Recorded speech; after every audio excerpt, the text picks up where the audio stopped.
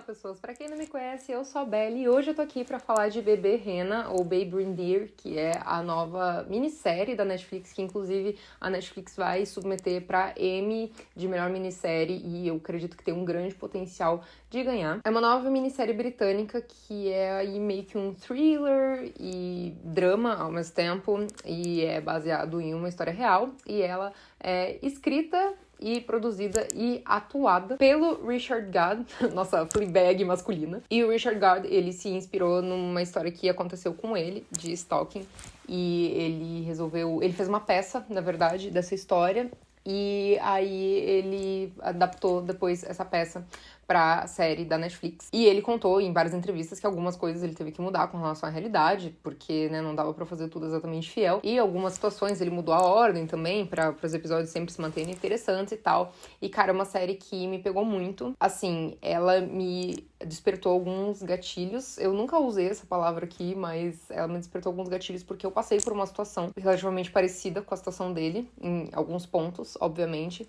Eu vou comentar sobre a minha situação no final do vídeo, pra não misturar aí com a história da série. Vou falar primeiramente da série, obviamente. Depois, aí no final, eu falo muito brevemente aí o que aconteceu comigo, mas enfim. Basicamente, nós acompanhamos a história do Donnie, que é um cara que é aspirante a comediante e ele trabalha num bar, até porque 90% das pessoas que são artistas, elas precisam ter o segundo emprego pra manter a carreira artística funcionando. Eu sei porquê, né? Eu trabalhava com isso antigamente, então eu sei como funcionam as coisas. Basicamente, um dia ele foi gentil com uma cliente que parecia estar meio ali perturbada, ela não tava muito bem e tal, ele resolveu servir um chá pra ela por conta da casa, e aí ela criou uma fantasia na cabeça dela de que eles eram um casal e de que eles iam casar, e ela começou a perseguir ele loucamente. Então a gente acompanha essa história de stalking ali dela para com ele, e é uma série que tem vários momentos, assim, tensos e tudo mais. É realmente um thriller em vários aspectos da construção aí da história. Mas é uma série que tem uma carga dramática muito, muito forte, porque ela tem um episódio onde a gente entende o passado do protagonista e entende melhor todas as ações, todas as atitudes dele ao longo da história que vai sendo contada. E é muito louco como tudo ficou muito mais complexo a partir do momento que a gente entende o passado dele. E, cara, é uma minissérie sensacional, assim. Ela tem um roteiro muito, muito, muito bom. A Netflix é muito boa de minissérie. Todas as últimas minisséries vencedoras de prêmios são séries da Netflix. A Netflix produz coisas realmente muito grandiosas para minisséries. E sempre é um trabalho impecável. Eu gosto muito das minisséries da Netflix. É muito engraçado porque se a Netflix lança uma série e uma minissérie no mesmo momento, eu sempre vou primeiro na minissérie, depois na série. Mas, com certeza, Bebê Rena é uma série muito, muito impactante e vai impactar as pessoas de diferentes formas, né? Com certeza, quem nunca viveu nada do tipo vai entender a série de uma outra maneira. E é uma série com muitas camadas, assim, de coisas que vão acontecendo. Você se vê no lugar dos personagens e é uma série bem conflitante, assim, pra nós, como espectadores. Eu vou falar dessa série com spoilers, então se você não assistiu ainda a série, você pode ter certeza que você não vai se arrepender, porque é uma série realmente muito boa, ela é muito curta, os episódios são entre 30, 40 minutos, assim, não é uma série muito longa. Mas eu quero falar dela com spoilers, porque eu preciso falar, assim, da minha relação sobre os acontecimentos da trama. Enfim, muito louco, porque... Desculpa, eu tô tendo um pouco de dificuldade de fazer esse vídeo. Eu escrevo um roteiro com tópicos das coisas que eu quero mencionar, só que normalmente eu elaboro de uma forma mais natural na frente da câmera, até pra ser mais natural pra vocês também, que estão me assistindo. Só que tá sendo um pouco difícil pra mim, assim, falar sobre ela, por causa de coisas que eu me senti correlacionada em alguns momentos. É muito louco porque a gente começa a série ali com esse momento dele sendo gentil com ela e daí ela fantasiando as coisas. E aí eu comecei a ficar muito ansiosa assistindo esses primeiros episódios, porque não é que ele dava corda pra ela, mas ele meio que dava abertura pra ela pra algumas coisas e eu ficava desesperada vendo isso porque, cara... Não, sabe? Não dê corda pra maluco, cara. Não dê palco pra maluco. Não dê corda pra maluco. Muito provavelmente, se ele tivesse cortado ela desde o começo... Talvez, assim, ela teria continuado insistindo, mas se ele tivesse cortado ela desde o começo, tivesse servido chá e ela aparecesse de novo e ele nunca mais tivesse respondido ela, nem olhasse na cara dela, coisa do tipo, talvez ela teria parado, entendeu? Então, assim, ela foi alimentando essa história e ela tinha muita dificuldade de levar coisas na brincadeira, só que ela era uma mentirosa compulsiva em todos os aspectos da vida dela. Ela mentia que ela morava numa cobertura, né, que ela tinha comprado uma cobertura e não sei o que dos clientes dela e blá blá blá, e ele descobriu isso perseguindo ela ali naquele momento. Achei até compreensível porque a gente entende em determinado momento da história que o personagem gosta dessa atenção que ele tá recebendo. E o episódio sobre o passado dele é muito, muito, muito complexo. Eu já vou chegar nesse episódio sobre o passado dele, só primeiro falando ali mais desse começo, onde ele foi descobrindo quem ela realmente era. Então, ele tinha essa curiosidade de, cara, por que eu, um Zé Ninguém, que ninguém dá bola, despertei tanta alguma coisa nessa mulher? Então, ele segue ele pra ver pra onde ela vai e tudo mais. Só que, cara, ela continua mandando mensagens não, e-mails, né? No começo ela não teve o celular dele. Mandando e-mails compulsivamente pra ele. E, assim, ela é muito louca, né, cara? Porque ela coloca sempre... Primeiro que ela tem muitos erros gramaticais muito simples, assim, de palavras simples. E ela colocava assim, enviado do meu iPhone, enviado do meu iPhone. Como se ela tivesse um iPhone, como se isso fosse caracterizar que ela é uma pessoa que é melhor de vida, então ele teria mais interesse nela. Ela queria, em vários momentos, comprar ele com coisas materiais, e não era isso que ele queria exatamente. O que ele estava interessado era nessa atenção que ele estava recebendo. Só que as coisas começam a escalonar de uma forma muito louca, porque ele tá ali apaixonado pela Terry, que é uma fofa, e ele tá apaixonado ali por ela, só que essa mulher, ela começa a interferir nessa vida pessoal dele e começa a perseguir a ex-namorada dele, coisas do tipo. Cara, no momento que ele aceitou ela no Facebook, eu falei, velho, não! Pelo amor de Deus, não! Fiquei muito, muito, muito agoniada ao longo de todos esses primeiros episódios, até chegar no momento que a gente entende o passado dele, e por isso que ele tá agindo desse jeito, daí eu fiquei, tá, ele tem muitas questões. Assim como ela, obviamente, né? Tô falando, ela é louca, não sei o quê, mas, gente, ela tem transtornos, né? Assim, isso deixa muito claro na história. E até no final da série fala que são duas pessoas muito machucadas e tudo mais. Então, nesse episódio que a gente volta pro passado dele, muitas coisas são remexidas ali. Ele tinha esse sonho, esse grande sonho de ser um grande comediante, e ele viu naquele cara alguém que enxergou ele, né? Ele sempre foi muito invisível, e ter alguém que te enxerga depois de você se sentir invisível por tanto tempo é um momento muito catártico para uma pessoa. Principalmente para um artista. Um artista, o maior sonho do artista é ser visto, né? É ter o monólogo, é ser o ator principal, é ter o foco de luz no meio do palco que esteja nele. Então, para ele foi muito importante aquele momento ali. Então, ele depositou essa esperança no Darian, né, que é esse cara que também era um roteirista e tal, que já era famoso. Ele depositou a esperança dele de que a carreira dele ia dar certo, de que ele ia dar certo como pessoa no mundo, se ele atendesse as coisas que esse Darian queria. Então, ele foi lá e começou a usar drogas com esse Darian pra ele se sentir incluído. A gente tem uma música do Mike Posner, que me lembrou muito esse momento, que ela é muito famosa na versão remix, que é I Took a Pill in Ibiza, mas a versão original é uma música muito triste, então, tipo, é até meio sádico você pensar que o remix animado fez sucesso, mas a música original é muito triste. E ele fala justamente, tipo, eu tomei uma pílula em Ibiza pra mostrar pro Avicii que eu era maneiro. Então, assim, é uma coisa muito intrínseca nesse universo artístico de que você tem que se demonstrar ser muito maneiro, muito foda. Você tem que ser aquela pessoa que as outras queiram estar junto com você. Então, ele estava ali nesse universo se deixando vulnerável com o Darren pra ele conquistar as coisas que ele queria. Ele acreditava que ele ia chegar onde ele queria se ele fizesse as coisas que o Darren queria, até que chegou nesse ponto que o Darren abusou dele. E assim, é um episódio muito forte, muito, muito, muito, muito pesado.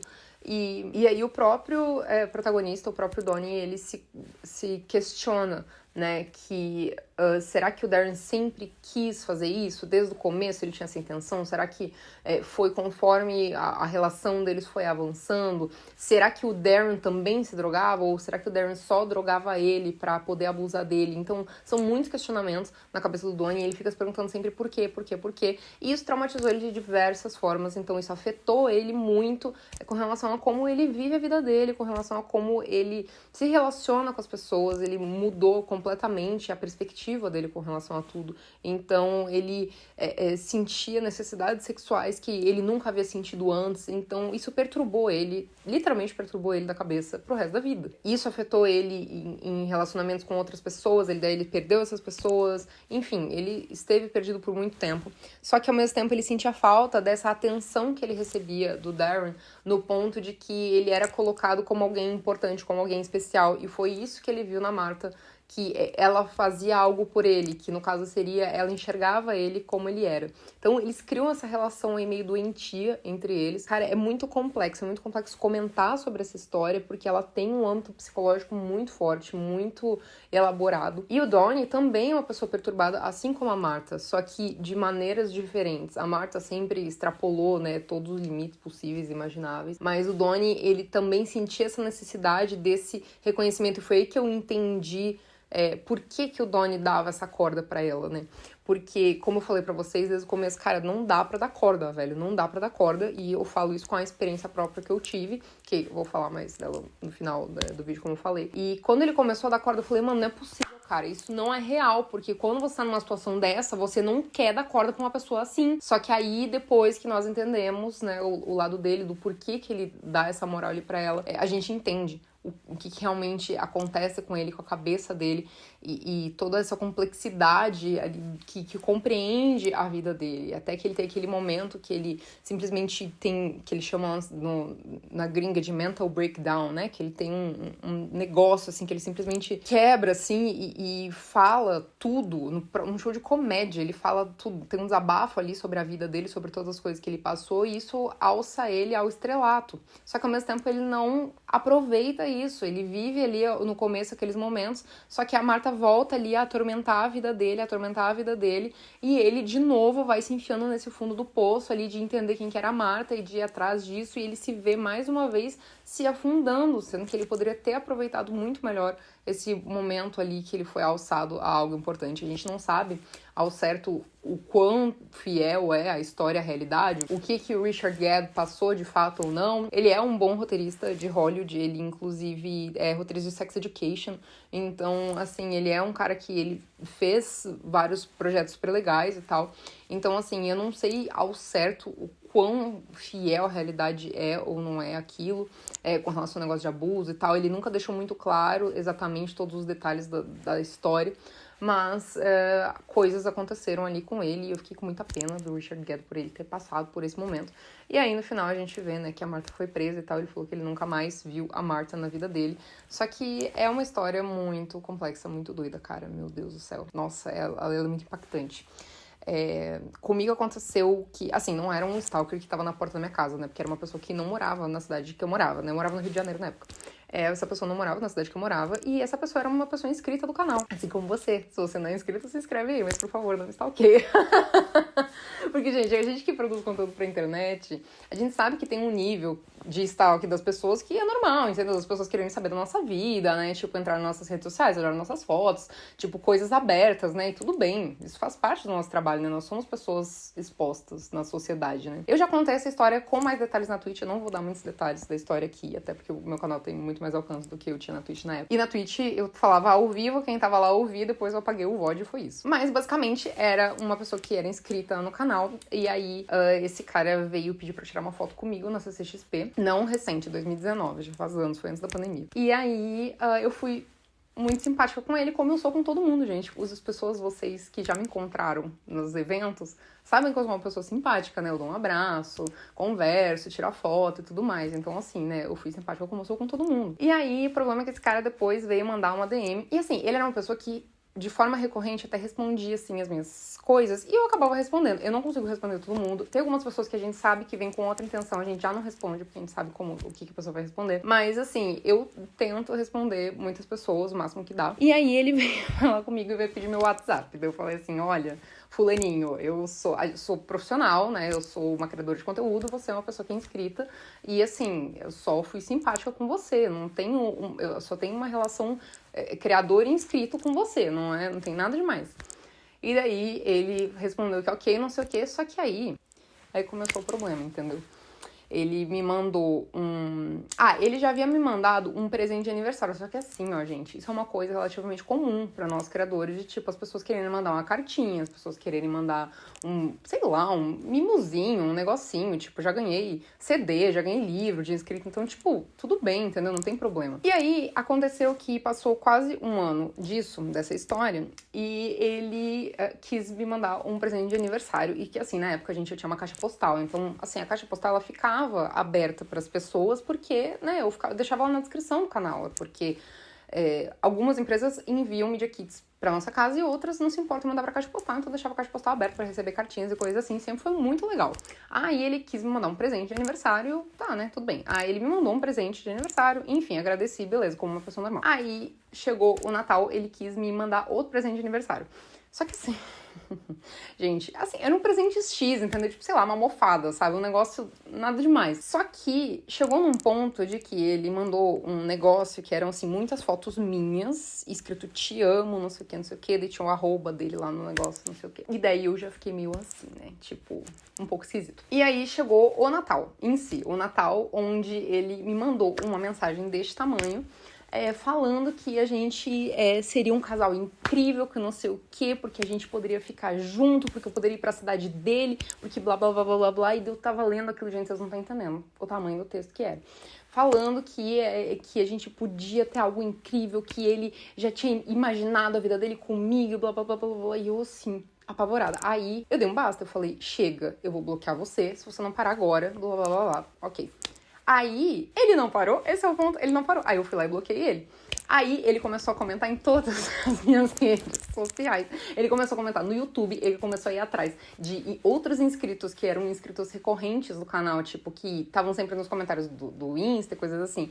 E começou a mandar mensagens pra essas pessoas pedindo pra eu desbloquear ele. Então, assim, começou a sair do controle de uma forma muito louca, tá? Tipo, amigas minhas responderam ele. Tipo, ele começou a criar outros perfis pra comentar nas minhas coisas.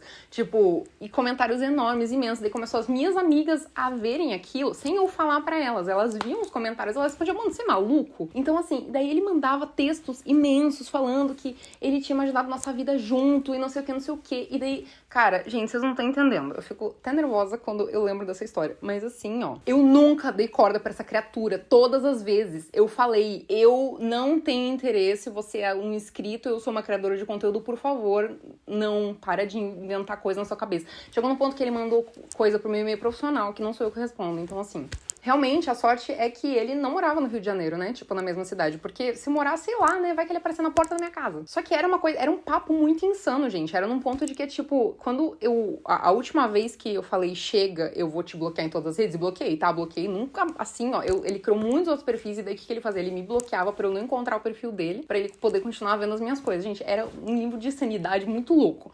Então, assim, ele falava assim, não, o que me machuca não é o pé na bunda, deu que pé na bunda, meu filho. Nunca aconteceu, entendeu? Por isso que eu comecei a ficar nervosa vendo essa série, porque eu me identificava com aquela situação, entendeu? A guria criando na cabeça dela uma relação completa entre os dois, um casamento que não existia.